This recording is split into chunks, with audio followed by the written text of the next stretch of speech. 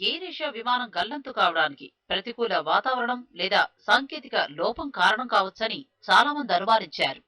అయితే సురభయ నుంచి సింగపూర్ వెడుతున్న సమయంలో పైలట్ కు ఓ సరదా తీర్చుకోవాలనే ఆలోచన వచ్చిందనేది తాజా విశ్లేషణ.